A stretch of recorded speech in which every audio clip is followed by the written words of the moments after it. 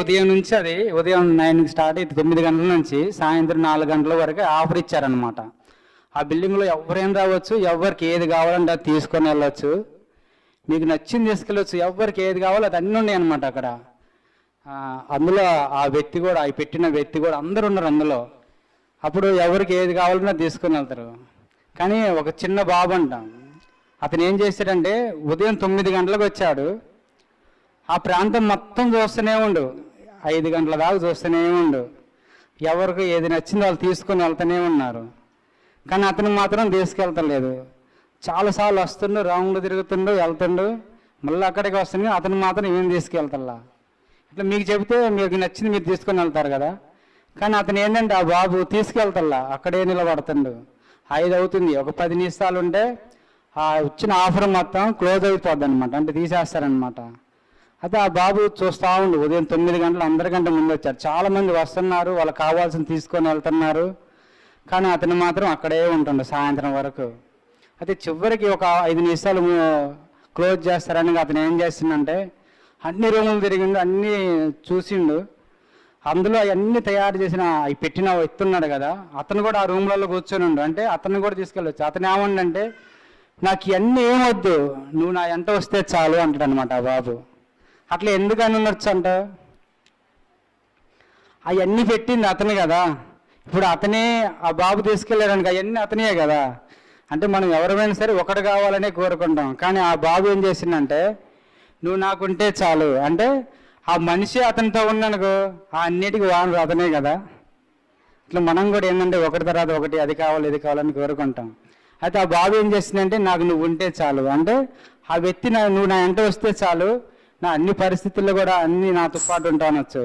అదేవిధంగా అతను ఉన్నానుకో మనకేంది ఒక్కొక్కటి తీసుకోవడానికి అవకాశం ఉంది. కానీ అతనికి ఒక్కొక్కటి తీసుకోవడం కదా, అన్నిటికీ అతనే వానరు కదా. మన ఆలోచనలు కూడా అట్నే ఉంటాయి.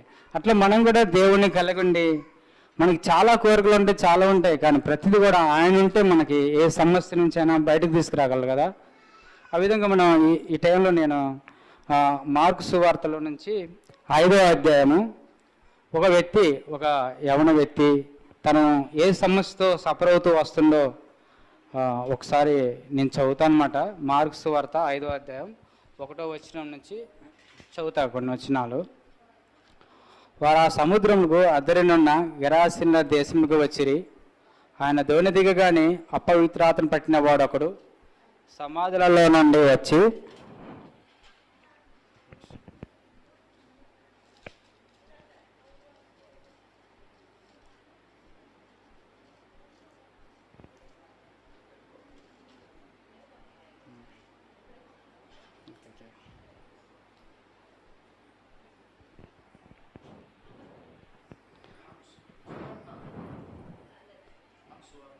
మార్కు సువార్త 5వ అధ్యాయం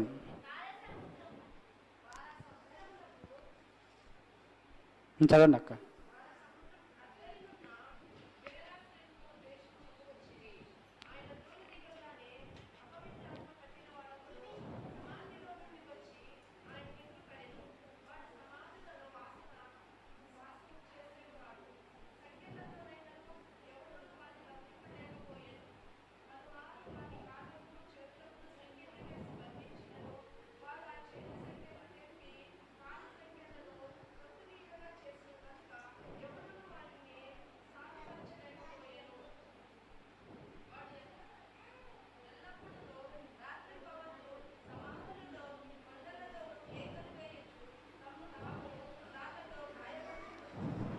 చాలా అక్క.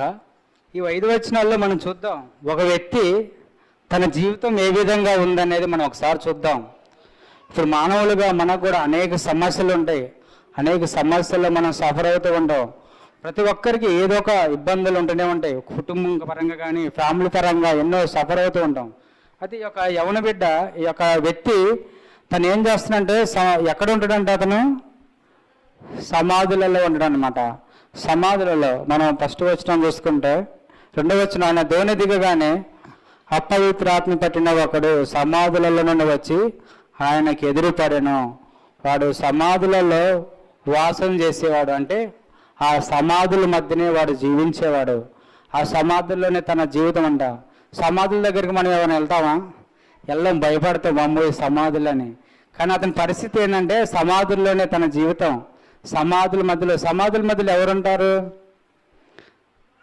మానవులు ఉంటారు. ఎవరైనా ఎవరున్నారు? అతను అపవిత్రాత్మ పట్టిన వ్యక్తి కాబట్టి ఆ సమాధుల్లో తన జీవితం ఏ విధంగా ఉందంట ఒకసారి చూడండి. తన జీవితం, ఆడు సమాధులలో వాసం చేసేవాడు, సంఖ్యలతోనైనాను ఎవరిని వాడిని బంధింపలేకపోయాను.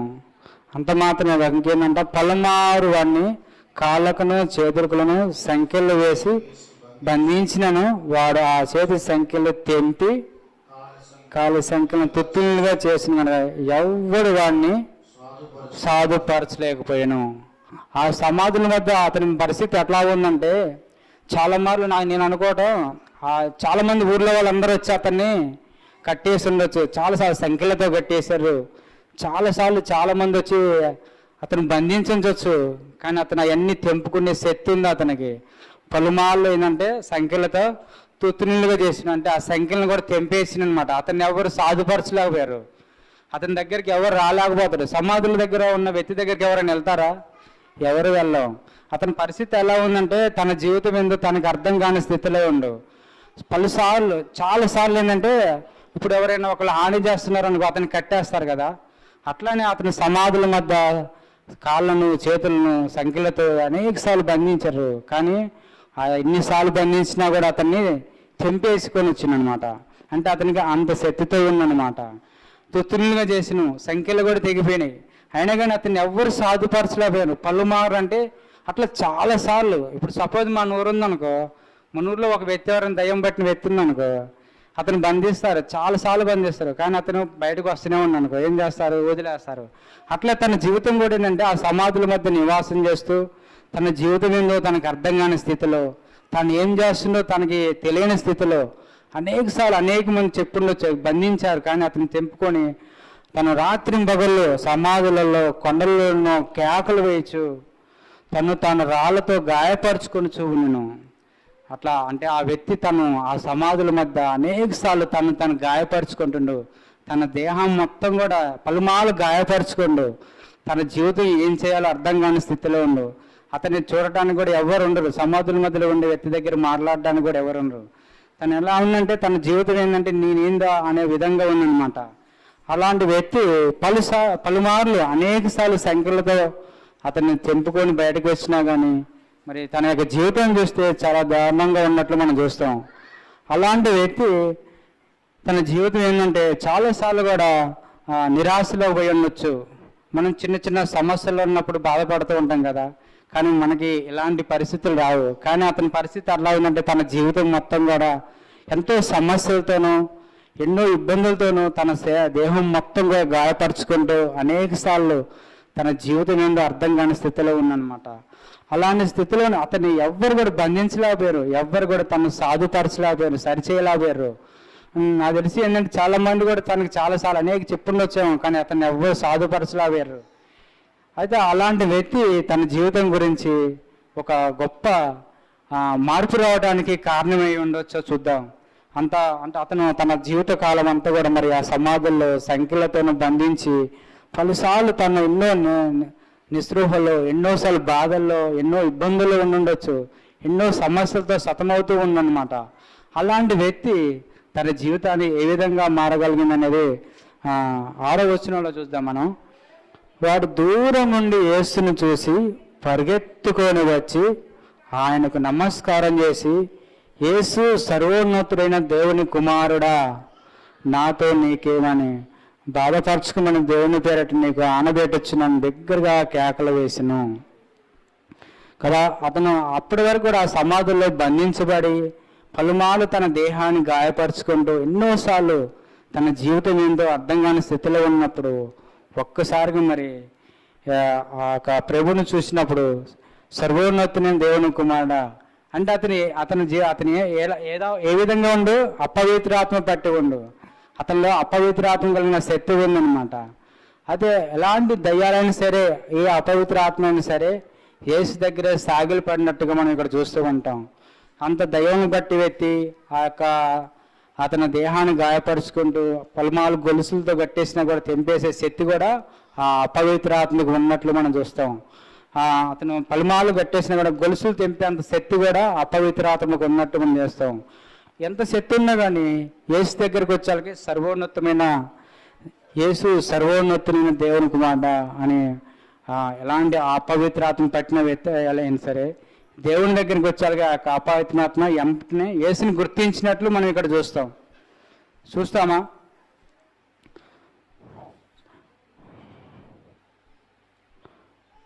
ఇప్పుడు అతను అలా ఉండటానికి గల కారణం ఏమై ఉండొచ్చు? అపవిత్ర ఆత్మ పట్టిన వ్యక్తి తను అలా ఉండడానికి కారణం ఏమనవచ్చు?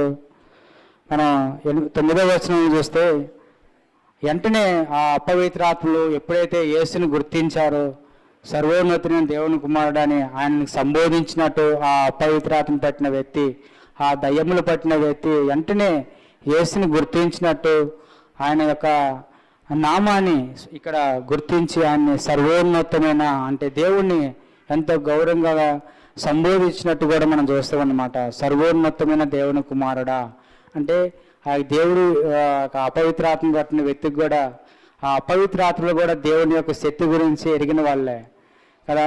ఇంకా ఏమైనా ఉండొచ్చు ఇక్కడ? వాళ్ళని పేరేమని అడగగా వాళ్ళు చెబుతున్నారు, నా పేరు సేన, ఎలా అనగా మేము అనేకులమని చెప్పి తమను ఆ దేశంలో నుండి తోలవేయవద్దని ఆయన మిగుల బ్రతిమాలుకొనెను. మరి సేన అంటే అనేకమైన దయ్యాలు పట్టిన వ్యక్తి. అంటే సేన అంటే చాలా దయ్యాలు అతను పట్టిన వ్యక్తిగా ఉంటాం. అతను చాలా దయ్యాలతో నింపబడి మరి ఆ గొలుసులు అవన్నీ తెంచిన వ్యక్తిగా తన జీవితమే ఎంతో బానిసగా బ్రతికినట్టుగా దయ్యాల చేత తన యొక్క జీవితమే మారినట్టుగా చూస్తాం. అలాంటి దయ్యాలను పట్టిన వ్యక్తి కూడా సర్వోన్నతమైన దేవుని కుమారుడా వెంటనే ఎలాంటి అపవిత్రాత్మ పట్టినా సరే దేవుని నామాన్ని గుర్తించినట్టుగా మనం చూస్తాం. దేవుని నామం ఎదుట ఎలాంటి దయ్యాలైనా సరే ఏమైనా సరే ఆయన యొక్క నామం ఎదుట సాగిలు పడాల్సింది అనేది మనం చూస్తూనే ఉంటాం. సేన అంటే అనేకమైన దయ్యాలు పెట్టిన వ్యక్తి. అన్ని దయ్యాలు కూడా మరి వెంటనే దేవుని గుర్తించినట్లు దేవుని ఎదుట సాగిలు పడినట్టు మనం చూస్తాం. అంతేకాకుండా ఇంకా మనం 10వ వచనం చూస్తే 11వ వచనం చూస్తే అక్కడ కొండ దగ్గర చదవను.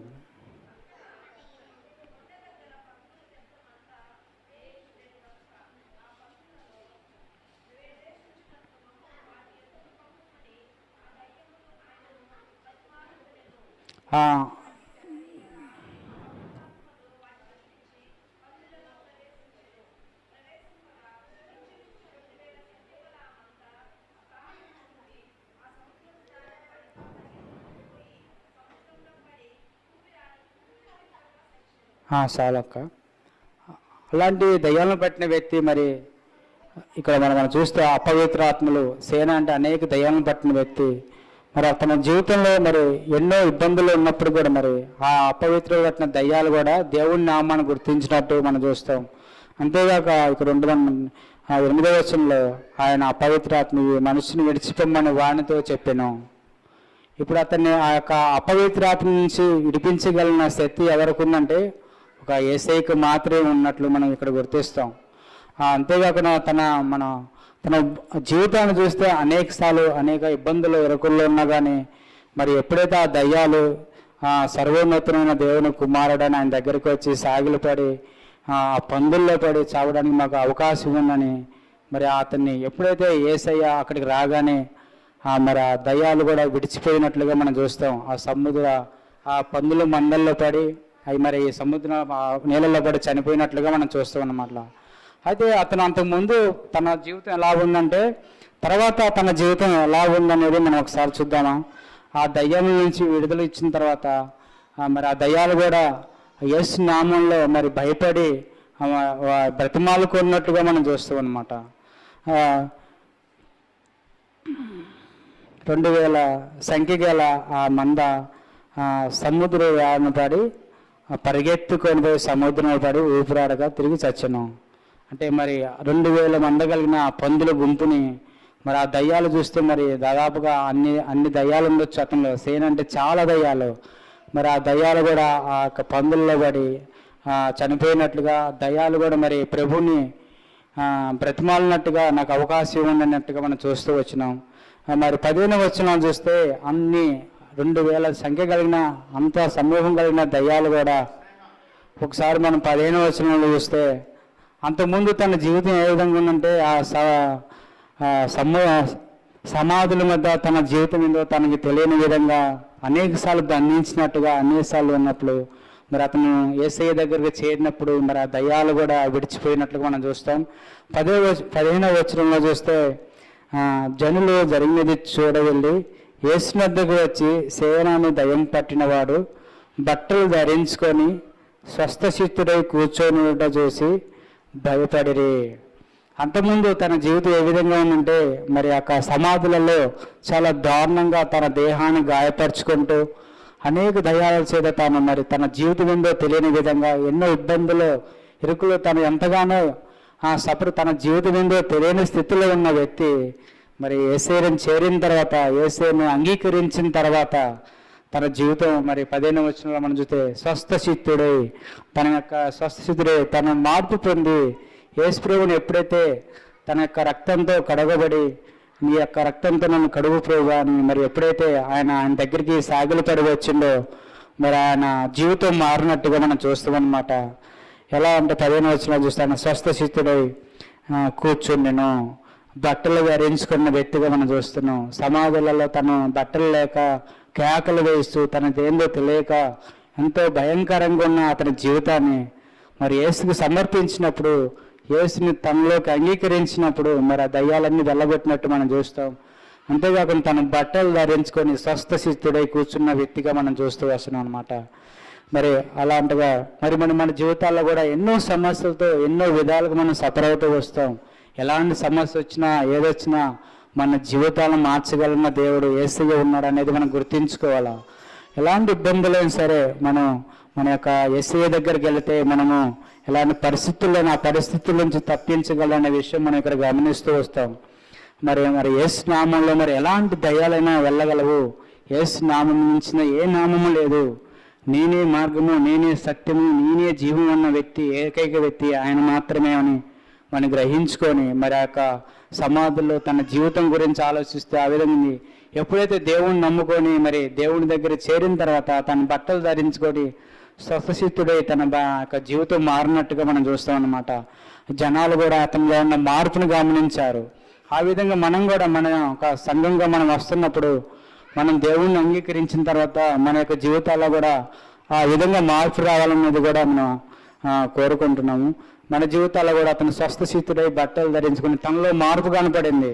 మనం కూడా దేవుణ్ణి నమ్ముకున్న తర్వాత మన జీవితాల్లో కూడా మార్పు రావాలా. మన మార్పుని బట్టే మన కుటుంబాలు ముందుకు నడుస్తూ వస్తాయి. ఇప్పుడు ఇందాక మన పాస్టర్ చెప్పారు కదా, మన కుటుంబాలుగా మన సంఘంలోకి రావాలి. మన పండగ ఇదని మన యొక్క కుటుంబాల్లో మన జీవితం సక్రమంగా మన కుటుంబ జీవితంలో సక్రమంగా మన యొక్క ప్రవర్తన కనుక ఉంటే మనం చూసి మన కుటుంబం కంపల్సరీగా వస్తుందని మనం గుర్తించాలా. ఆ విధంగా మనం ప్రతిరోజు ప్రార్థన చేస్తూ దేవునికి అసాధ్యమైనది ఏది లేదని కూడా మనం గుర్తించాలా. దేవుని దగ్గరికి వస్తే మనం ఎలాంటి మన జీవితాలు మారుస్తారనే విషయాన్ని మనం గుర్తించుకొని ఏ విధంగా అయితే తన జీవితంలో మార్పు కలిగిందో మన కుటుంబ జీవితాలు కూడా మన కుటుంబంగా ఆయన దగ్గరకు వచ్చి ఆయన దగ్గర సర్వోన్నతమైన దేవుని కుమారుడా అని మనం ఆయన యొక్క నామాన్ని స్మరిస్తే ఆయన దగ్గరకు వస్తే మనలో మార్పు కలిగిద్ది అనేది మనం గుర్తించాలా. కుటుంబంగా మరి ఆయన్ని సన్నిధికి రావడానికి మనం ఇంకా ఎక్కువగా ప్రార్థన చేయాలా. అదేవిధంగా మనం ఇప్పుడు మనకి యానివర్సరీ ఉంటున్నారని కాబట్టి ఈ విధంగా గొప్ప దేవుని నామానికి మించింది ఏ నామం లేదు. ఆయన అసాధ్యమైనది ఏది లేదు ఆయనకి. ఆ విధంగా మన కుటుంబంగా ప్రార్థన చేస్తూ ఇంకా మన జీవితాల్లో మార్పు తీసుకొస్తూ మన యొక్క ప్రవర్తన అనేది మన ఊరు మొత్తం కూడా గమనిస్తారనమాట. చర్చికి వెళ్తున్నారంటే మన ప్రవర్తన చూసి అనేక మంది గమనిస్తూ ఉంటారు. మనలో కూడా మార్పు కావాలా. తన జీవితంలో ప్రశాంతత కలిగినట్టు బట్టలు ధరించుకొని స్వస్థితుడైనట్టు మనం చూస్తూ వచ్చినాం. మన జీవితంలో కూడా యేసుని కలిగిన వ్యక్తులంగా మన ప్రవర్తనలు కూడా మార్పు వస్తూ అనేకసార్లు మరి మన ప్రవర్తన బట్టి మన గ్రామాలను కూడా ఇంకా సంఘం అభివృద్ధి చెందే విధంగా మనం ప్రార్థించాలా. ఇంకా అనేక మంది కోసం మనం ప్రార్థించే వారంగా ఉండాలని ఇచ్చిన అవకాశాన్ని బట్టి దేవుని సూచిస్తూ ఈ అన్నకు కూడా నా ఉదయపూర్వక వందనాలు తెలియజేస్తున్నాను. థ్యాంక్ యూ అన్న. వచ్చేసింది ఇక్కడ ఏ మాట వచ్చేసిందని అంటే అక్కడ పనివారు చెప్పినప్పుడు ఆయనకు ఒక మాట వచ్చేసింది. నమ్మకం వచ్చేసింది. సరే బాగుంది, ఒక దైవజనుడు అంటున్నావు కదా, దైవజనుడి దగ్గరికి వెళ్తే ఆయన చెప్పిన మాట నెరవేరుతుందని చెప్పారు కదా, ఓకే మంచిది. అతని దగ్గరికి వెళ్ళాలంటే ఏం చేయాలి అని సౌలు మంచి అభిప్రాయంతో ఉన్నాడు. సౌలు ఒక మంచి అభిప్రాయంతో ఉన్నప్పుడు ఒక మాట అంట, మనము వెలునేల ఆ మనిషికి ఏమి తీసుకొని పోవుదుము. ఒక ప్రవక్త అంటున్నావు కదా, ఒక దైవజనుడు అంటున్నావు కదా, మరి అతని చెప్పిన మాట నెరవేరుతుంది అంటున్నావు కదా, మరి అతని దగ్గరికి ఎలా వెళ్ళాలి? సరే ఇప్పుడు దాకా మనం వెతికాము, గాడిదల కోసం వెతికాము, తిరగరాని స్థలం లేదు, తిరగరాని ప్రాంతం లేదు. గాడిదలు వెతికే ప్రయత్నంలో బాగా విసుకెత్తిపోయాము, బాగా అలసిపోయాము. మరి వెళ్ళాలి, మరి ఏం తీసుకెళ్ళాలి అని అంటే ఇక్కడ ఒక మాట అంటాడు, ఇక్కడ మన సామాగ్రిలో నుండి భోజన పదార్థములు సరిపోయినవి, ఆ దైవజనునికి బహుమానము తీసుకొని పోవుటకు మనకేమీ లేదు అని తన పనివానితో చెప్పి, హల్లెలూయా, ఏమి లేదు. ఆయన దగ్గరకు వెళ్ళాలంటే కనీసం భోజన పదార్థాలన్నా అంటే ఎయ్యి ఒకటి ఉంటాయి కదా, అవి కూడా సరిపోయాయి. మన దగ్గర ఉన్న భోజన పదార్థాలు ఏమైనా తీసుకెళ్దాం అనుకుంటే అవి కూడా సరిపోయినవి, ఇంకేమీ లేవు మన దగ్గర అని ఆలోచిస్తూ వాళ్ళు మాట్లాడుతూ ఉన్నప్పుడు అక్కడ ఏమంటాడు అని ఆ పనివానితో చెప్పి, మన యొద్ద ఏమి ఉన్నదని అడగ్గా వాడు సౌలుతో చిత్తగించుము, హల్లెలూయా. ఒక్కడంటాడు, గుర్తుపెట్టుకోండి, చిత్తగించుము, నా యొద్ద పావు తులము వెండి కలదు, హల్లెలూయా. ఏందంట, ఆ రోజుల్లో బంగారము వెండి ఎలా ఉండేదనంటే చెత్తగా ఉండేది, విలువ లేదు. కాబట్టి బంగారానికి యెహోషాపాతు యుద్ధం జరిగినప్పుడు 3 రాజులు ఆయన మీద దాడి చేస్తారు. యెహోషాపాతు దేవుని సన్నిధిలో కూర్చొని ప్రార్థన చేసినప్పుడు వాళ్ళకే గొడవ అయిపోయి వాళ్ళే చంపుకుంటారు. తర్వాత యుద్ధ ప్రాంగణానికి వెళ్ళినప్పుడు, యుద్ధం జరిగే స్థలానికి వెళ్ళినప్పుడు వాళ్ళందరూ కూడా చనిపోతారు. వాళ్ళ దగ్గర ఉన్న బంగారము వెండి ఇవన్నీ మోసుకొని పోవటానికి ఎన్ని రోజులు పట్టిందంట? 3 రోజులు పట్టిందంట, హల్లెలూయా. అంటే ఇప్పుడు మన దగ్గర డబ్బు ఎలాగైతే మనం దాచుకుంటామో ఆ రోజుల్లో వాళ్ళు కూడా బంగారము వెండి ఎంతో కొంత. ఇప్పుడు ఈ పనివారి దగ్గర ఎంత వెండి ఉందంట? పావు తులం వెండి ఉంది, హల్లెలూయా. అయితే వెంటనే ఈ మాట చెప్పగానే మనకు మార్గము తెలియజెప్పినందుకై వాణ్ణి ఆ దైవజనునికి ఇద్దునని, ఆ దైవజనునికి ఇద్దునని, హల్లెలూయా. సరే మనకి ఏదో ఒకటి చెప్తాడు కదా పరిష్కార మార్గము. గార్ధాబములు అంటే మనకి గాడిదలు పోయినవి, వాటి కోసమే కదా మనం ఆయన దగ్గరికి వెళ్ళేది. ఖచ్చితంగా ఆయన మనకి ఏదో ఒకటి ప్రార్థన చేసి చెప్పినప్పుడు ఇదిగో ఒట్టి చేతులతో వెళ్ళకుండా, ఆ దైవజనుడి దగ్గరికి ఒట్టి చేతులతో వెళ్ళకుండా ఇదిగో మన దగ్గర ఉన్న ఆ పావు తులం వెండిని తనకి బహుమానంగా ఇద్దామని వాళ్ళు నిర్ణయించుకున్నారు, హల్లెలూయా. ఇది ఇంకా చాలా ఉంది. ఇంకా ఇది సౌలు సమూయేలు ప్రవక్త దగ్గరికి వెళ్ళటము, సమూయేలు ప్రవక్తకి దేవుడు చెప్పడము, సమూయేలు ప్రవక్త దేవుడు చెప్పిన తర్వాత ఈ గాడిదల గురించి చెప్పడము, ఈ గాడిదలు దొరికినాయని చెప్పడము, తర్వాత సౌలు గురించి దేవుడు మాట్లాడటము. సౌలుని మరి సమూయేలు ప్రవక్త ఒక రాజుగా అభిషేకిస్తాడు, హల్లెలూయా. గుర్తుపెట్టుకోవాలి, సౌలు వచ్చిన పని ఏంది చెప్పండి అమ్మా, చెప్పండి, అర్థమవుతుందా? సౌలు దేనికోసం వచ్చాడు? గాడిదలు వెతకడం కోసం. ఎవరి దగ్గరకు వచ్చాడు? అలా ఎత్తుక్కుంటూ సమూయేలు ప్రవక్త దగ్గరకు వచ్చాడు. సమూయేలు ప్రవక్త దగ్గరకు రాగానే సమూయేలు ప్రవక్తతో దేవుడు మాట్లాడటం, ఆ మాట్లాడిన తర్వాత 10వ అధ్యాయంలో మొదటి వచనంలో, అప్పుడు సమూయేలు తైలపు బుడ్డిని పట్టుకొని సౌలు తల మీద తైలం పోసి అతను ముద్దు పెట్టుకొని, యెహోవా నిన్ను అభిషేకించి తన స్వాస్థ్యం మీద అధిపతిగా నియమించి ఉన్నాడు అని చెప్పి ఇలాగూ సెలవిచ్చెను. హల్లెలూయా, హల్లెలూయా. గుర్తుపెట్టుకోవాలి, ప్రవక్తల దగ్గరికి మనం ఆషామాషిగా రాకూడదు. దైవజనులైనా ప్రవక్తలైనా ఈ మీటింగ్స్లో కూడా మనం కూడా ఎలా ఉండాలి? మంచి ప్రిపరేషన్ ఉండాలి, ఎంతో ప్రార్థన చేయాలి. నీకు తెలియని విషయాలు కూడా దేవుడు తెలియపరుస్తాడు ప్రవచన రూపంలో. కాబట్టి గుర్తుపెట్టుకోవాలి, ప్రవక్తల దగ్గరికి వెళ్ళేటప్పుడు మనము ఇక్కడ సౌలు ఒక మాదిరికరంగా చూపించాడు. ప్రవక్తలకు ఇచ్చే విలువ ప్రవక్తలకు ఇచ్చాడు. అందుకని మనం గుర్తుపెట్టుకోవాలి, ప్రవక్తల ఫలము ప్రవక్తగా చూస్తే అది నీ ఒళ్ళో ఉంటుంది. అది నిర్లక్ష్యముగా అది నువ్వు వ్యవహరిస్తే అది నీ చేతులారా కొన్నిసార్లు నువ్వే పోగొట్టుకుంటావు. ఇదే సౌలు సమూయేలు ప్రవక్త దగ్గర ఒక 7 రోజులు ఆగయ్యా, 7 రోజులు కనిపెట్టుకొని ఉండనంటే 7 రోజులు ఆగకుండా ఏం చేశాడు? ఈ సౌలు బలి అర్పించాడు. హల్లెలూయా. కొన్నిసార్లు మనం కూడా ఏం చేస్తాం? ఉద్రేకంతో కొన్నిసార్లు దేవుని మాట తప్పుతాం. నేనేం పాపం చేశానయ్యా, నేనేం చేయలేదని అంటారు. అది కాదు, ఆజ్ఞ అతిక్రమమే పాపము. దేవుడు చెప్పిన మాట వినాలి. అంతేగాని కొన్నిసార్లు మనం ఏం చేస్తామో తెలుసా? మనకు నచ్చినట్టు వెళ్ళిపోతాం. సేవకుని అడగరు. మనకు నచ్చినట్టు వెళ్ళిపోయి బురదలో పడ్డ తర్వాత దేవుణ్ణి అంటారు. ఏమంటారో తెలుసా? దేవుడు ఎందుకు నా జీవితంలో ఇలా శ్రమలు తెచ్చి పెడుతున్నాడు? దేవుడు నా జీవితంలో ఎందుకు ఇలా కష్టాలు తెచ్చి పెడుతున్నాడు? దేవుడు నా జీవితంలో అన్నీ ఎందుకు పరీక్షిస్తున్నాడు అనే మాట మాట్లాడుతూ ఉంటారు.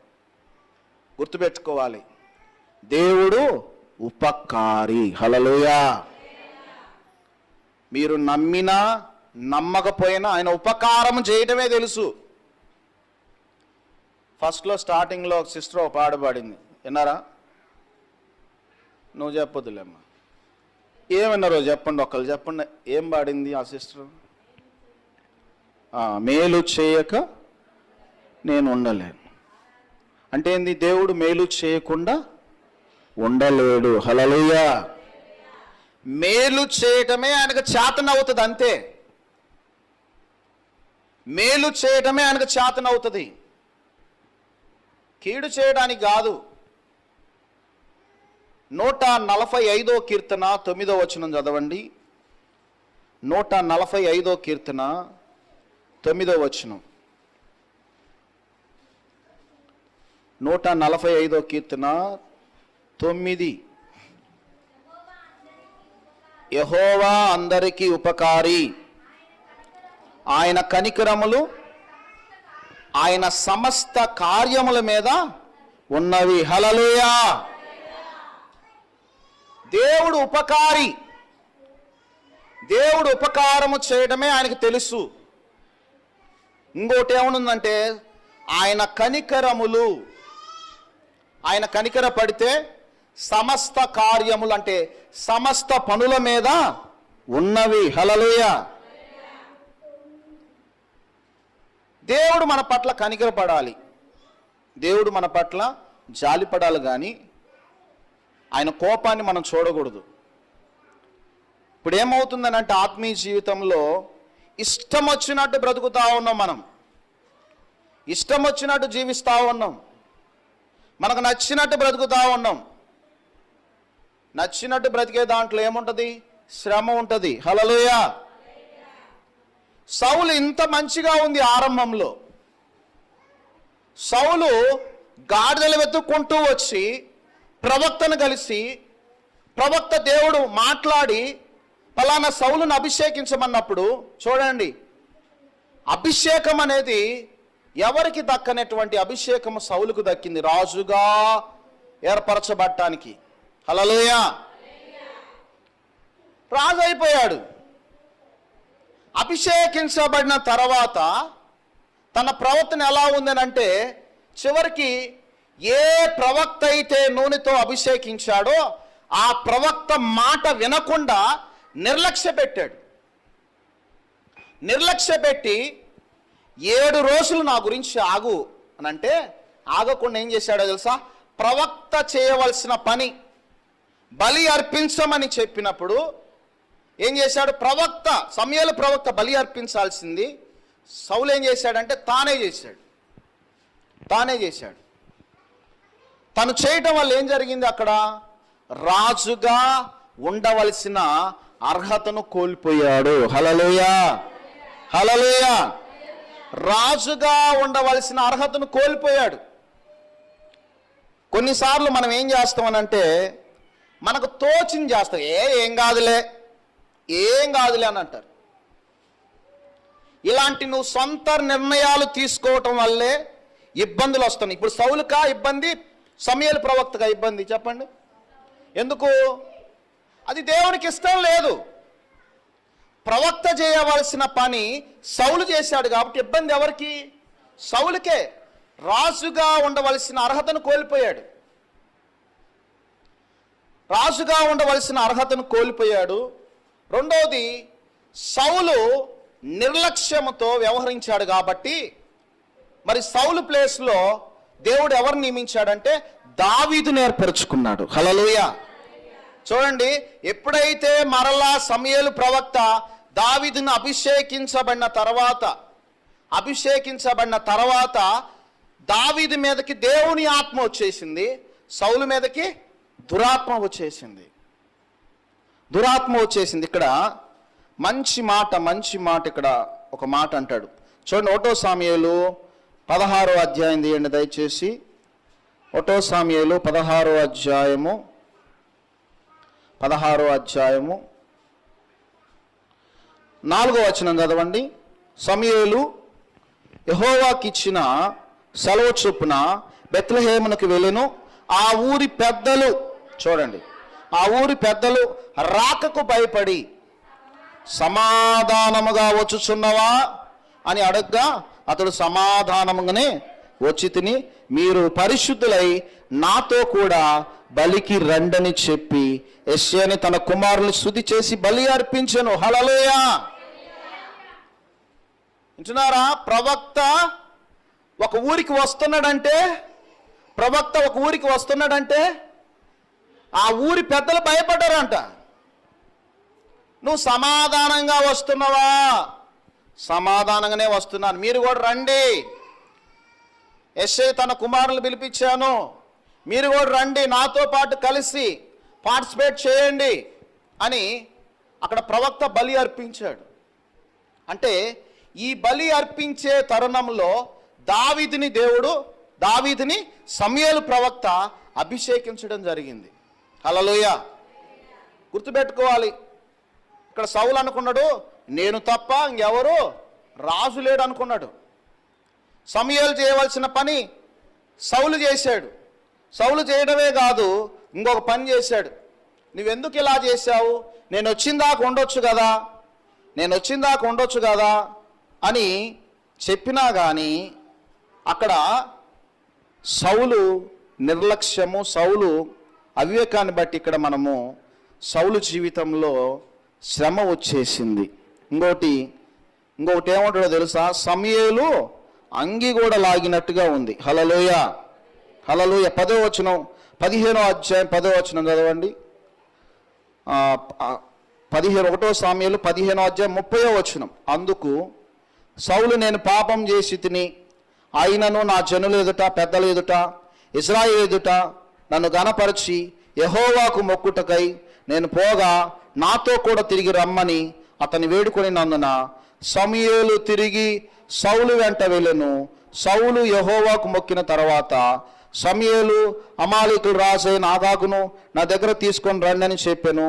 ఆగాగు సంతోషంగా అతని దగ్గరికి వచ్చి మరణ శ్రమ నన్ను గడిచిపోయినా అని చెప్పగా సమూయేలు నీ కత్తి స్త్రీలకు సంతు లేకుండా చేసినట్లు నీ తల్లికి స్త్రీలలో సంతు లేకపోవునని అతనితో చెప్పి గిల్గాలులో యెహోవా సన్నిధి నుండి ఆగాగు తుత్తునీలుగా నరికెను. హల్లెలూయా, హల్లెలూయా.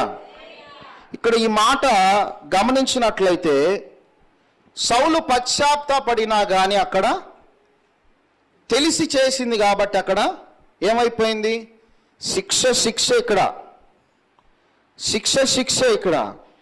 అంతేకాదు యెహోవా పశ్చాత్తపడిననుంది 35వ వచనంలో. సౌలు బ్రతికిన దినములన్నిటినీ సమూయేలు అతను దర్శింప వెళ్ళలేదు గాని సౌలును గూర్చి దుఃఖక్రాంతుడాయను. మరియు తను సౌలు ఇశ్రాయేలు ఎదుట రాజు నిర్ణయించినందుకు యెహోవా పశ్చాత్తపు పడెను. హల్లెలూయా. గుర్తుపెట్టుకోవాలి, దేవుడు నిన్ను ఎందుకు చేశానని బాధపడకూడదు. ఇప్పుడు దేవుడు బాధపడుతున్నాడు కదా, సౌలుని ఎందుకు నేను రాజుగా చేశాను అని బాధపడుతున్నాడు. దేవుడు బాధపడుతున్నాడు. ఒక పక్క సమూయేలు ప్రవక్త కూడా చెప్పిన మాట వినలేదు కాబట్టి. ఈరోజు గుర్తుపెట్టుకోవాలి, సౌలు ఆరంభ జీవితం చాలా బాగుంది, కానీ ముగింపు ఎలా ఉంది? దేవుని మాట వినకుండా, ప్రవక్త మాట వినకుండా తనకు నచ్చినట్టు చేసినందుకు ఇబ్బంది పడవలసిన అవసరం ఉంది. దేవుని ఆత్మ తన మీద ఉన్నంత కాలం తను యుద్ధాలు గెలిచాడు. ఎప్పుడైతే దేవుని ఆత్మను కోల్పోయి దురాత్మ వచ్చిన తర్వాత తన హృదయంలో పగ, ద్వేషము, క్రోధము వచ్చేసింది. ఎవరిని చంపాలని? దావీదును చంపాలని. హల్లెలూయా. దేవుని మాట శ్రద్ధగా వినుకుంటూ, ఒక సౌలులాగా మనం కూడా దేవుని మాట శ్రద్ధగా వింటే, దేవుని పట్ల భయము కలిగి, భక్తి కలిగి దేవుని మార్గంలో నడుస్తూ ఉంటే అంతా బాగానే ఉంటుంది. ఎప్పుడైతే నాకంతా తెలుసు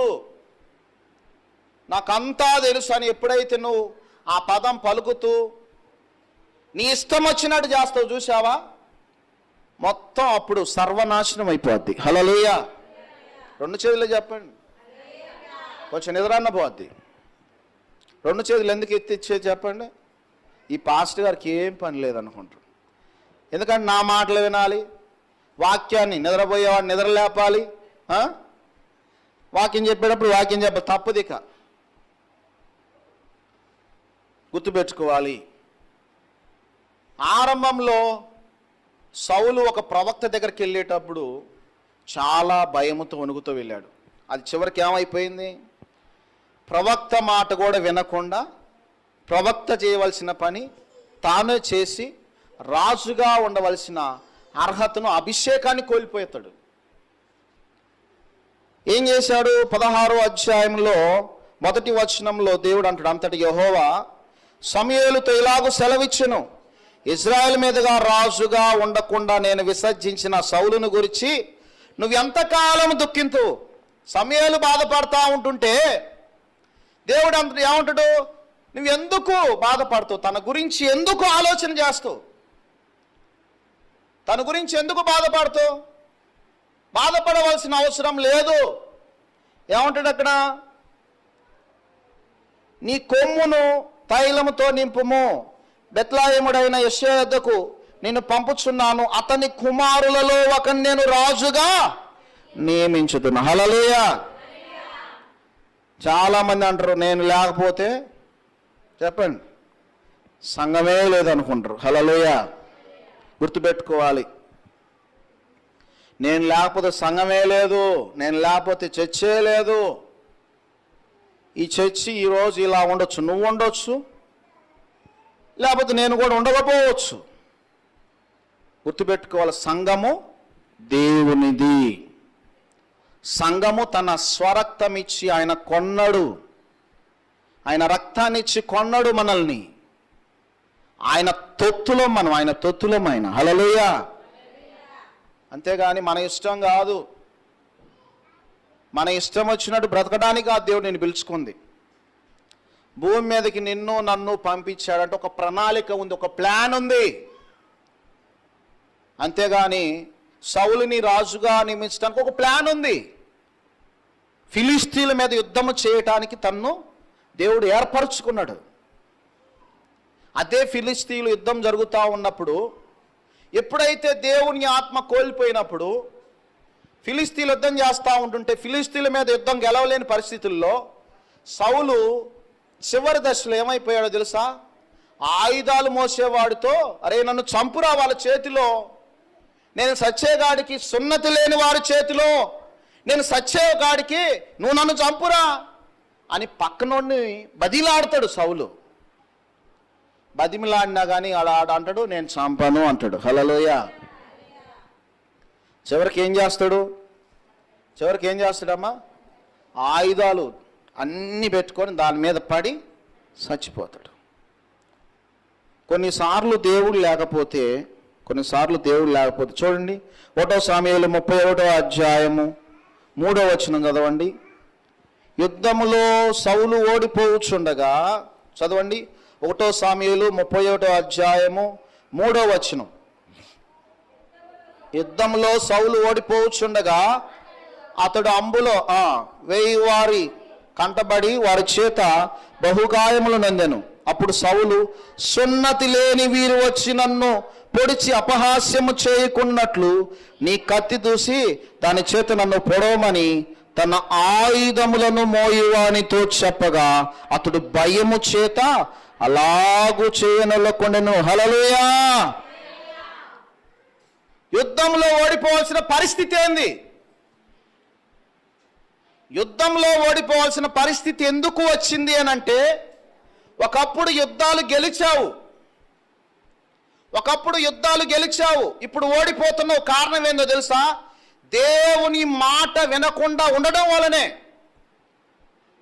మీరే అంటారు, ఏమంటారు? ఒకప్పుడు స్టార్టింగ్లో బాప్తిసం తీసుకున్నప్పుడు ప్రార్థన చేస్తే వెంటనే జవాబులు వచ్చినాయి, ఏది అనుకుంటే అది జరిగింది. ఇప్పుడు ఎందుకు? ఇప్పుడు అనుకుంటే జరగట్లేదు. కారణం ఏందో తెలుసా? దేవుడు నాకు పాత అయిపోయాడులే. హల్లెలూయా. పాత కాదు కొత్త కాదు. మొదట్లో ఉన్న ప్రేమ, మొదట్లో ఉన్న భక్తి సన్నగిల్లిపోతా ఉంది. మొదట్లో ఉన్న భక్తి సన్నగిల్లిపోతా ఉంది. నిజంగా ఒకసారి గుర్తు తెచ్చుకోండి, ఆరంభంలో మీరు ఎలా ఉన్నారు, ఇప్పుడు ఎలా ఉన్నారు? ఆరంభంలో కూడా ఇలాగే ఉన్నారా? ఆరంభంలో కూడా నిద్రపోతూనే ఉన్నారా? హల్లెలూయా అమ్మా. ఆరంభంలో కూడా నిద్రపోతూనే ఉన్నారా? స్టార్టింగ్ దేవుణ్ణి నమ్ముకున్నప్పుడు అసలు వాక్యం ఎలా ఉంటుందా అని నోరెళ్ళబెట్టి చూసిన రోజులు ఉన్నాయి. అసలు దేవుని మందిరం ఎలా ఉందా అని నోరెళ్ళబెట్టిన రోజులు ఉన్నాయి. అంతా తెలిసిన తర్వాత ఏముందిలే. హల్లెలూయా. ఐతుకు అని ఒక వ్యక్తి ఉన్నాడమ్మా, అపోస్తుల కార్యంలో ఉంటుంది. అతను దేవుని వాక్యాన్ని వినడానికి వచ్చాడు. దేవుని వాక్యాన్ని వినడానికి వచ్చి పౌలు వాక్యం చెబుతా ఉన్నాడు. దేవుని వాక్యం వినటానికి వస్తే మనలాంటి కిటికీలు ఉన్నాయి. వింటున్నారా? హల్లెలూయా. ఎక్కడో వెనక కూర్చున్నాడు. మనలాంటి కిటికీలు ఉన్నాయి అంటే ఏంది? కట్టకట్టాల ఈ డ్రిల్స్ లేవు. అందరూ కింద కూర్చున్నారు, ఆయన మాత్రము ఆ కిటికీలో కూర్చున్నాడు. పాస్టర్ గారికి నేను కనబడాలని. హల్లెలూయా. అటు ఇటు కూర్చున్నాడు. పౌలు వాక్యం చెబుతా ఉన్నాడు. వాక్యం చెబుతుంటే ఖచ్చితంగా అమ్మ తప్పు మీది కాదు, వాక్యం చెబుతుంటే తప్పకుండా ఏమొస్తుంది? నిద్ర ఖచ్చితంగా రావాల్సిందే. హల్లెలూయా. నేను కూడా ఆడ కూర్చున్నా, నాకు కూడా రావాల్సిందే. మరి అలా అని మనం నిద్రకి బానిసలం కాకూడదు. నిద్ర వచ్చింది అని అంటే మనకు సంబంధించిన మాట, మనతో దేవుడు మాట్లాడే టైంలో అపవాదిగా డిస్టర్బ్ చేస్తాడు. మనతో దేవుడు మాట్లాడే టైంలో అపవాదిగా డిస్టర్బ్ చేస్తాడు. వద్దు, వినొద్దు అని. ఆ పీరియడ్ దాటిపోద్ది, నీకు అర్థం కాదు. కాబట్టి ఇక్కడ సౌలు జీవితము స్టార్టింగ్ చాలా బాగుంది, మంచిగా ఉన్నాడు దేవునితో.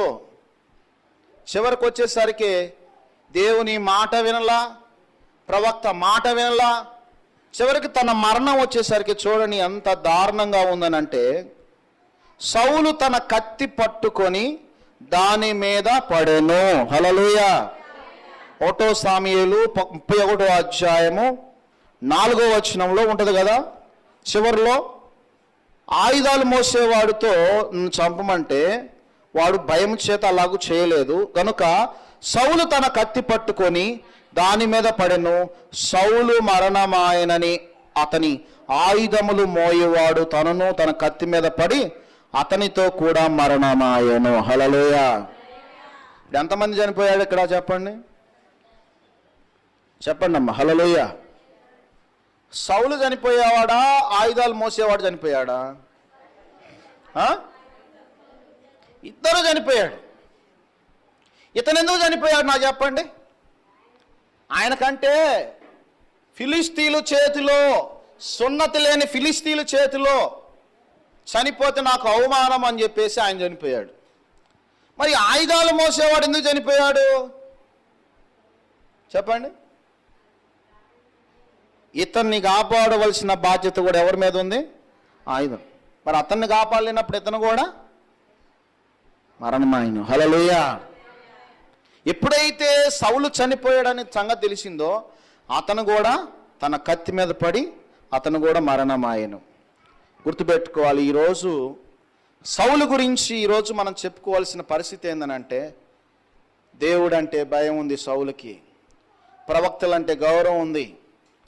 మరి ఆయన ఆరంభంలో గాడిదలు వెతికే టైంలో ఒట్టి చేతులతో వెళ్ళకూడదు, చాలా మర్యాదగా వెళ్ళాలని, చాలా గౌరవప్రదంగా వెళ్ళాలని వెళ్ళాడు.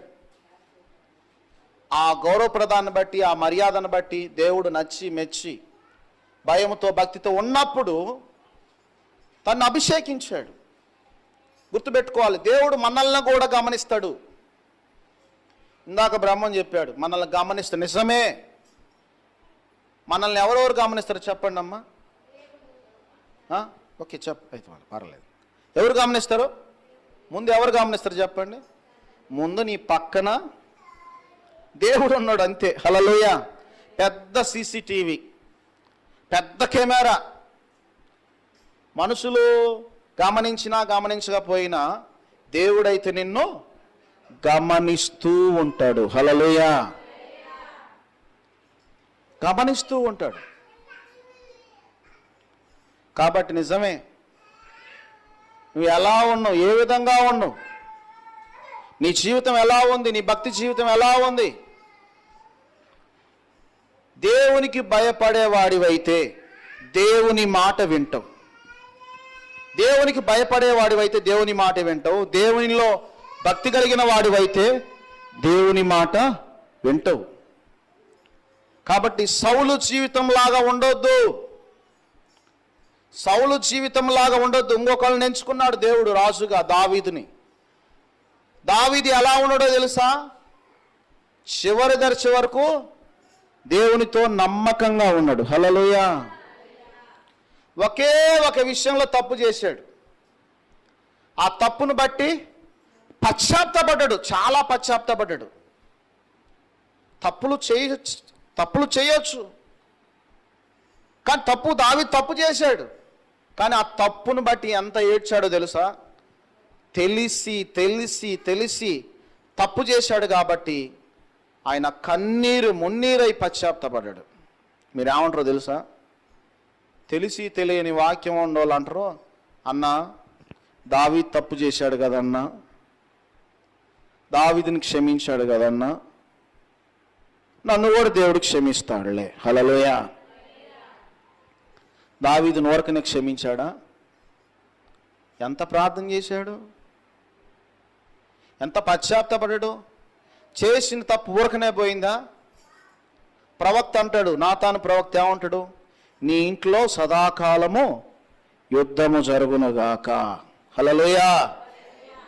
ఆగిపోయిందా? ఆయన రహస్యంగా చేస్తే తన కొడుకులు పబ్లిక్గా పాపం చేశారు. అందుకని బైబిల్లో ఉంది, మోసపోకుడి, ఏమి విత్తుతావో అదే పంట కోస్తావు, అదే పంట కోస్తావు.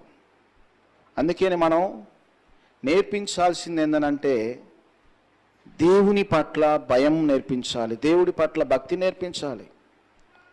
ఇది మనలో ఉంటే మన పిల్లలకి మనము నేర్పించవచ్చు. హల్లెలూయా, హల్లెలూయా. కాబట్టి లేఖన భాగాల్లో సెలవిచ్చిన రీతిగా సౌలు జీవితం ఒకసారి పరిశీలించుకుంటే, సౌలు జీవితం ఆరంభంలో బాగుంది, ముగింపు మాత్రము చాలా కష్టతరంగా ఉంది.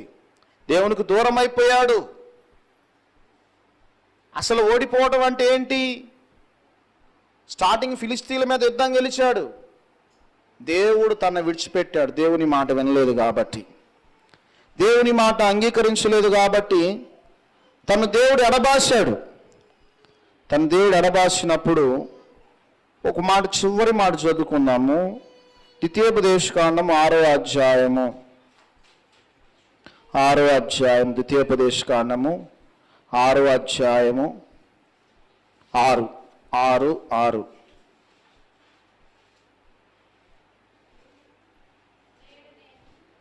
నేడు నేను నీకు ఆజ్ఞాపించు ఈ మాటలు నీ హృదయములో ఉండవలెను. నీవు నీ కుమారులను వాటిని అభ్యసింపజేసి నీ ఇంట కూర్చున్నప్పుడు, త్రోవను నడుచున్నప్పుడు, పండుకొనున్నప్పుడు, లేచినప్పుడు వాటిని గూర్చి మాట్లాడవలెను. సూచనగా వాటిని చేతికి కట్టుకునవలెను. హల్లెలూయా. ఏంది? పిల్లలకు నేర్పించాల్సిందే. నువ్వు భక్తిగా పెరుగుతూ ఉన్నప్పుడు నీ పిల్లలకు నేర్పించాల్సింది దేవుని గురించి, దేవుని గొప్పతనం గురించి అభ్యసింపజేయాలంట, ఎక్సర్సైజ్ లాగా. నీ ఇంటిలో కూర్చున్నప్పుడు, త్రోవలో నడుస్తూ ఉన్నప్పుడు, పండుకున్నప్పుడు దేవుని వాక్యాలని నేర్పించాలి. కాబట్టి ఇక్కడ మనం ఉండే భక్తితో పాటు మనం కూడా మన పిల్లలకి నేర్పించాలి. ఎప్పుడైతే మనం ఎలా ఉంటే మన పిల్లలు కూడా అలాగే ఉంటారు, మనం ఎలా ఉంటే మన కుటుంబం కూడా అలాగే ఉంటుంది. మన గురించి సాక్ష్యం చెప్పేవాళ్ళు చాలామంది ఉంటారు మన ప్రవర్తన గురించి. అలా ఉండకూడదు. సంవత్సరాలు గడిచిపోతున్నాయి, రోజులు గడిచిపోతున్నాయి. నీ ప్రవర్తన దేవుడు చూస్తాడు, నీ భక్తిని దేవుడు చూస్తాడు. నీ ప్రవర్తన బట్టి, నీ భక్తిని బట్టి దేవుడు తప్పకుండా ప్రతిఫలాన్ని ఇస్తాడు. దేవుడు ఈ వాక్యాన్ని దీవించునుగాక. అందరూ మోకరించి ప్రార్థన చేసుకుందాం. అందరూ మోకరించి ప్రార్థన చేసుకుందాం. అందరూ మోకాళ్ళు వేసి ప్రార్థన చేసుకుందాం. హల్లెలూయా, హల్లెలూయా, హల్లెలూయా. పరిశుద్ధాత్మదేవ, 2 చేతులెత్తి దేవుని దగ్గర పశ్చాత్తాపడదాం. దేవుని దగ్గర పశ్చాత్తాపడదాం. హల్లెలూయా, హల్లెలూయా, హల్లెలూయా, హల్లెలూయా, హల్లెలూయా. పరిశుద్ధాత్మదేవానికి స్తోత్రాలు చెల్లిస్తున్నాను. మంచిగా మోకాలేసి 2 చేతులెత్తి శంకరి ప్రార్థించినట్టుగా ప్రార్థించుదాం. దైవమానికి స్తోత్రాలు చెల్లిస్తున్నాను, దైవమానికి స్తోత్రాలు చెల్లిస్తున్నాను. పరిశుద్ధాత్మదేవా, పరిశుద్ధాత్మదేవానికి స్తోత్రాలు చెల్లిస్తున్నాను. నిజముగా నువ్వు దేవుని మాట వింటున్నావా? దేవునికి నచ్చే బ్రతుకును కలిగి ఉన్నవా? దేవునికి అసహించే బ్రతుకును కలిగి ఉన్నవా? దేవుడు నిన్ను ఊరకనే పంపలేదు. నీ ఎడల దేవునికి ఒక ప్రణాళిక ఉంది, ఒక ప్లాన్ ఉంది. హల్లెలూయా, హల్లెలూయా, హల్లెలూయా. పరిశుద్ధాత్మదేవా, పరిశుద్ధాత్మదేవా, పరిశుద్ధాత్మదేవా, పరిశుద్ధుడానికి స్తోత్రాలు చెల్లిస్తున్నాను. పరిశుద్ధుడానికి స్తోత్రాలు చెల్లిస్తున్నాను. పరిశుద్ధాత్మదేవానికి వందనాలు చెల్లిస్తున్నాను. రాజుల రాజానికి స్తోత్రాలు చెల్లిస్తున్నాను. రాజుల రాజానికి స్తోత్రాలు చెల్లిస్తున్నాను ప్రభువా, నీకే వందనాలు చెల్లిస్తున్నాను తండ్రి. నీ పాద సన్నిధిలో చేస్తున్నటువంటి ఈ ప్రార్థన మీరు ఆలకించండి తండ్రి. నీ మాటకు విధేయత చూపించేవారిగా, నీ మాట వినేవారిగా, భూమి మీద బ్రతికినంత కాలము నాయన నిన్ను సంతోషపెట్టే బిడ్డగా ఉంచమని ప్రార్థన చేయించున్నాను. మా ఆరంభం ఎలా ఉన్నా నాయన, ముగింపు మాత్రము నిన్ను ఘనపరిచే విధంగా ఉండాలి. నీ నామానికి మహిమ తెచ్చే విధంగా ఉండాలి. నీ నామానికి ఘనత తెచ్చే విధంగా ఉండాలి. నీ నామానికి అవమానం తెచ్చే బిడ్డగా ఉండొద్దు ప్రభువా. అయ్యా నీకే స్తోత్రాలు చెల్లిస్తున్నాను. మంచి హృదయంతో అడుగు దేవుణ్ణి, ప్రభువా నా హృదయాన్ని మార్చు నాయన, నా ప్రవర్తనను మార్చు ప్రభువా, నా జీవితాన్ని మార్చు ప్రభువా అని అడుగు దేవుణ్ణి. హల్లెలూయా, హల్లెలూయా, హల్లెలూయా. పరిశుద్ధాత్మదేవా, పరిశుద్ధాత్మదేవా, నీకే వేలాది వందనాలు చెల్లిస్తున్నాను. పాస్టమ్మ దేవానికి స్తోత్రాలు చెల్లిస్తున్నాను. ప్రభువా పరిశుద్ధాత్మదేవా, నీకే వేలాది వందనాలు చెల్లిస్తున్నాను. సర్వశక్తిమంతుడా, సర్వాధికారి రాజా, నీకే వేలాది వందనాలు చెల్లిస్తున్నాను. హల్లెలూయా, హల్లెలూయా. అందరం లేచి నిలబడదాం, అందరం లేచి నిలబడదాం. ప్రార్థన చేద్దాం, ప్రార్థన చేద్దాం. మంచి మనసుతో ఒప్పుకుందాం దేవుని దగ్గర. ప్రభువా నా జీవితం అలా ఉండకూడదు నాయన.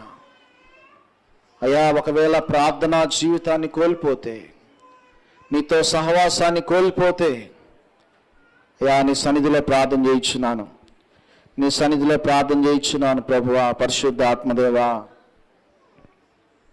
హల్లెలూయా, హల్లెలూయా, హల్లెలూయా. దేవానికి వందనములు ప్రభువా. చెప్పబడిన ప్రతి మాటను బట్టి ప్రభువా నీకే స్తుతులు, నీకే స్తుతులు నైనా, నీకే స్తోత్రాలు ప్రభువా. అయ్యా సౌలు జీవితము వలె ఉండక ప్రభువా ముగింపు దావీదు వలె ఉంచమని అడుగుచున్నాము తండ్రి. అయ్యా తండ్రి ఒకరిగా నీ యొద్దకు వచ్చి నాము ప్రభువా, అనేకులను తోడుకొని వచ్చి గొప్ప సమూహముగా అయ్యా ఒక సైన్యముగా మమ్మను సిద్ధపరచమని అడుగు దేవుణ్ణి. దేవా మా జీవితము నా రీతిగా ఉంచు ప్రభువా. అయ్యా ఆరంభము ఎంత ఉజ్జీవముగా మేము వచ్చి ఉన్నామో ప్రభా, ఎంత ఆసక్తి ఎంత విశ్వాసముతో ప్రార్థించి ఉన్నామో ప్రభా, మా ముగింపు కూడా ప్రభా రెట్టింపు ఉంచమని అడుగు దేవుణ్ణి. దేవానికి వందనములు, దేవానికి వందనములు ప్రభా. అయ్యా మాకు సహాయం వచ్చే ప్రభా. అయ్యా సవుల వలె మేము ఉండొద్దు ప్రభా, ఆ దుఃఖ దినములు మాకు వద్దు ప్రభా. అయ్యా నీతిగా మేము బ్రతకాలి ప్రభా, నీతో ప్రభా అంటు కట్టుకొని మేము ఉండాలి ప్రభా. నీకు దూరమై మేము ఏమి చేయలేము కదా ప్రభువా. అయ్యా నీకు దూరముగా ఉండి ప్రభువా మీరేమి చేయదురన్న రీతిగా ప్రభువా అయ్యా ఫలింపజేసే దేవుడవు కదా నాయనా. నీతో ఏకమైనైనా మమ్మల్ని ఫలింపచేయమని అడుగు దేవుణ్ణి. ఆయన ఫలింపజేసే దేవుడు కదా, ఆయనకు వేరుగా మనం ఏమి చేయలేము కదా. అయ్యా సహాయం వచ్చే అయ్యా మేము ఏదైతే కోల్పోయి ఉన్నామో ప్రభువా అయ్యా అది మాకు తిరిగి ఇమ్మని అడుగు దేవుణ్ణి. దావీదు అడిగిన రీతిగా అయ్యా నా బలము కాదు ప్రభువా, అయ్యా నా శక్తి కాదు ప్రభువా, అయ్యా నాకున్న ప్రభువా అయ్యా గుర్రములు కాదు రథములు కాదు ఏది కాదు, కానీ ప్రభువా నిన్ను బట్టి నేను అతిశయించుచున్నానని దావీదు పలుకుతాడు కదా. ఆ రీతిగా ఇది మనను పలుకు. అయ్యా నా బలము కాదు, నా శక్తి కాదు, నా మాటలు కాదు, నా కార్యములు కాదు, కానీ ప్రభువా అయ్యా నిన్ను బట్టి నేను అతిశయించుచున్నాను ప్రభువా. నేను ఒక సమూహముగా మారాలి ప్రభువా. అయ్యా మొదట ఉన్న దానికంటే ప్రభువా ఉజ్జీవకరముగా నా బ్రతుకుండాలి ప్రభువా. అయ్యా నా ముగింపు కంటే ప్రభువా నా అంతము ఎంతో ప్రభువా అయ్యా తండ్రి మంచిగా ఉండాలి ప్రభువా. ఆ రీతిగా ఈరోజు నన్ను దీవించమని అడుగు. ఆ రీతిగా నన్ను దీవించు ప్రభువా. అయ్యా దావీదును దీవించిన రీతిగా ప్రభువా అయ్యా నా బలము కాదు ప్రభువా, నాకున్న ఆస్తి కాదు, నాకున్న బలగము కాదు, కానీ ప్రభువా నిన్ను బట్టి నేను అతిశయపడుచున్నాను ప్రభువా. అయ్యా నాకు ముగింపు గొప్పగా ఉండాలి ప్రభువా. అయ్యా ఒంటరిగాని మందిరానికి వచ్చాను కానీ ప్రభువా అయ్యా తండ్రి నా రక్త సంబంధికులతో నా బంధుమిత్రులతో ప్రభువా ఒక సమూహముగా మేము మందిరములో ఉండిలాగున సహాయం వచ్చి అయ్యా ఆ రీతిగా నా ముగింపు నుంచి ప్రభువా ఒంటరిగా నేను వెళ్ళొద్దు ప్రభువా. నా ముగింపు గొప్పగా ఉండాలి, నా ముగింపు గొప్పగా ఉండాలి ప్రభువా. దేవా సహాయం వచ్చి, దేవా సహాయం వచ్చి, పరిశుద్ధుడా సహాయం వచ్చాయి ప్రభువా. దేవానికి వందనములు వందనములు వందనములు ప్రభా. అయా నిజమే ప్రభా. అయా రోగముతో మేము వచ్చి ఉన్నాము ప్రభా, మమ్ము బాగుపరిచిన దేవుడవు. అయా దయ్యములతో మేము వచ్చినప్పుడు మమ్మల్ని విడిపించిన దేవుడవు కదా. అయా సహాయము నిజమే మా బ్రతుకును ప్రభా సరిచేసిన దేవుడవు కదా నైనా. మా బ్రతుకును ప్రభా ఒక సక్ర మార్గంలో నిలిపిన దేవుడవు కదా ప్రభా. అయా నీ కొరకు నేను నిలవాలి ప్రభా. అయా నా జీవితం ఎప్పుడు దూరం అవ్వద్దు ప్రభా. నీ కొరకు నీ సన్నిధిలో మేము నిలిచి ఉండాలి ప్రభా. ఆ కృప ఆ ధన్యతను మాకిమ్మని అడుగు దేవుణ్ణి. అయా నీ కృప నా మీద కుమ్మరించు ప్రభా. అంతము వరకు కూడా నైనా నీకు నమ్మకముగా ఉండే కృప నా మీద కుమ్మరించు ప్రభా. ఏ రోజున నిన్ను నేను ధిక్కరించొద్దు ప్రభా. ఏ రోజున నీకు వ్యతిరేకముగా నేను ఉండొద్దు ప్రభా. అయా నీకు నమ్మకముగా నేను ఉండాలి ప్రభా. అయా ఒక తండ్రి ఒక కుమారుడిగా ప్రభా మన మధ్య బంధం ఆ రీతిగా ఉంచమని అడుగు దేవుణ్ణి. అయా ఆ రీతిగా నన్ను ఉంచు ప్రభువా. ఆ రీతిగా నన్ను ఉంచు నాయనా. దేవా సహాయము చే, దేవా సహాయము చే, పరిశుద్ధుడా సహాయము చేయనైనా. నీకే వందనములు నీకే వందనములు నీకే వందనములు ప్రభా. ఆ రీతిగా మీ ప్రార్థన ముగించుకున్నట్లయితే అయా తండ్రి, అయా ఈ ముగింపు ప్రార్థనలో ప్రభా మా హృదయంలోనికి రమ్మని అడుగుచున్నామునైనా. ప్రతి హృదయాన్ని నీ ఆత్మతో నింపమని అడుగుచున్నాను. ప్రతి ఆత్మను కూడా ప్రభా నీకు దగ్గరగా చేయమని అడుగుచున్నాను. ఈ దినమున ప్రభా అన్నిటినీ విడిచినైనా నిన్ను గణపరచుటకు నిన్ను మహిమపరచుటకు ప్రభా నీ సన్నిధికి నడిపించిన దానిని బట్టి నీకు స్తుతులు చెల్లిస్తూ ప్రభా ఈ దినమున ప్రభా నిన్ను మేము మోసుకుని వెళ్ళే వారిగా ఉంచమని అడుగుచున్నాము తండ్రి. దేవా యాకోబు ఏ రీతిగా అయితే ప్రభా ప్రొద్దుగూకే వేళ్లలోనైనా అక్కడ పడుకొని ఉన్నప్పుడు ప్రభా తనతోనే వెళ్ళి దీవించిన దేవుడవు కదనైనా. అయా ఈరోజు నేను ఆ రీతిగా వెళ్ళుచుండగా ప్రభా నాతో నువ్వు రమ్మని అడుగు దేవుణ్ణి. ఆయన పిలిస్తే వచ్చే దేవుడు కదా. ఆయనను బలవంతము చెయ్యగా ఆయన నీతో కూడా వచ్చే దేవుడు కదా. ఈ రోజు నన్ను అడుగు దేవుణ్ణి, బలవంతముగా అడుగు దేవుణ్ణి. యాకోబు బలవంతముగా అడిగినప్పుడు యాకోబును విస్తారముగా దేవుడు దీవించాడు కదా. ఒంటరి పైనమైనప్పుడు ఆ ప్రొద్దుగూకు వేళలో ఒంటరిగా పండుకొని ఏడ్చినప్పుడు దేవుడు దర్శనము ద్వారా ఆ రోజు నుంచి దీవెన మొదలుపెట్టిన దేవుడు కదా. అయా ఈరోజున నాకు దీవెన మొదలుపెట్టు ప్రభా. ఈ రోజున నాకు దీవెనను మొదలు పెట్టని అడుగు దేవుణ్ణి. అయా నన్ను దీవించమని అడుగు దేవుణ్ణి. అయా నేను ఈ దినమున నా ఇంటికి వెళ్ళుచుండగా ప్రభువా అయా నీవు కూడా నా ఇంటిలోనికి రమ్మని అడుగు దేవుణ్ణి. ఆయన వచ్చే దేవుడు, నివాసం ఉండే దేవుడు కదా. అన్ని మార్గములు సక్రమ చేసే దేవుడు కదా. యేసయ్యా సహాయము చెయ్యమని అడుగు దేవుణ్ణి. ఆత్మదేవుడా సహాయము చే ప్రభా. ఈ దినమున ప్రభా నీ మందిరములోనికి వచ్చి నేను వెళ్ళుచుండగా ప్రభా నాతో కూడా నువ్వు రమ్మని అడుగు దేవుణ్ణి. అయా నాతో కూడా రండి ప్రభా. నా కుటుంబంలో కార్యము చేయండి ప్రభా. నా కుటుంబంలో కార్యము చేయండి ప్రభా. అయా నేను చేయుచున్న ప్రతి పనిని దీవించండి ప్రభా. నేను చేయుచున్న ప్రతి ప్రార్థనను ఆలకించండి ప్రభా. అయా దేని కొరకు నా ఆశ ప్రభా, దేని కొరకు నా గురేను వెరిగిన దేవుడవు కదా ప్రభా. అయా మా మధ్యలో కార్యము చే, నా కుటుంబంలో కార్యము చే ప్రభా. అయా నా ఆశ కొలది ప్రభా నీవే కార్యము చేయమని అడుగుచున్నాను ప్రభా. ఆత్మదేవుడా నీవే కార్యము చేసి ప్రభా అయా అద్భుతాలు ఆశ్చర్యమున కార్యములు ప్రభా. అయా నిన్ను ఎన్నడూ మరువని కార్యములు ప్రభా, నిన్ను ఎన్నడూ విడువని కార్యములు మా మధ్యలో చేయమని అడుగుచున్నాను. అయా కొలతకు కూడా తూగని కార్యములు ప్రభా అయా మా మధ్యలో చేయమని అడుగుచున్నాము నైనా. ఆత్మదేవుడా నీకు వందనములు, ఆత్మదేవుడానికి వందనములు ప్రభా. నీకే స్తుతులు చెల్లిస్తూనైనా ఈ దినమున వెళ్ళిచుండగా ప్రభా నీవు మాతో వచ్చినైనా అద్భుతాలు ఆశ్చర్యాలు మాతో చేయమని ప్రభా. మా కుటుంబంలో మార్పులు కలగ చేయమని ప్రభా. అయా మా నోటి మాటను ప్రభా అయా అనేకులకు నైనా నువ్వు చేసిన కార్యములు ప్రభా ఇతరులకు మేము చెప్పుచుండగానైనా ఇతరులలో కూడా కార్యములు మొదలు పెట్టమని అడుగుచున్నాము తండ్రి. ఆత్మదేవుడానికి వందనములు, ఆత్మదేవుడానికి వందనములు ప్రభా. అయా ఆ రీతిగా మమ్మను ఉజ్జీవపరచమని, ఆ రీతిగా మమ్మను ప్రభా ఈ దినమున ప్రభా నీ కృప మా మీద ఉంచమని నైనా. నీ దయ కలిగిన స్థాలతో ప్రభా ఈ దినమున మిమ్మల్ని ముందుకు వెళ్ళుచుండగానైనా నీవే కృప చూపించి దయ చూపించి నైనా. అయా ఇప్పటి వరకు జరగనున్న ఆరాధనంతటిలో కూడా నైనా నీవే తోడయిండి నడిపించిన విధమును బట్టి నీకు స్తుతులు స్తోత్రములు చెల్లిస్తూ ప్రభా. అయా నీవే మా ముందు నడవమని ప్రభా, మా కంటే ముందుగా మా గృహాలలో నీ ఉండమని ప్రభా. అయా అద్భుతాలు ఆశ్చర్యాలు అద్భుతాలు చేయమని ప్రభా, అనేకుల హృదయాలను ఆకర్షించమని, ఆత్మదేవుడా సహాయము చేయమని, అయమ మార్గములన్నిటినీ కూడా ప్రభా సరళము చేయమని నజరేయుడైన యేసుక్రీస్తు నామములో అడిగి వేడుకొనుచున్నాను తండ్రి. ఆమేన్.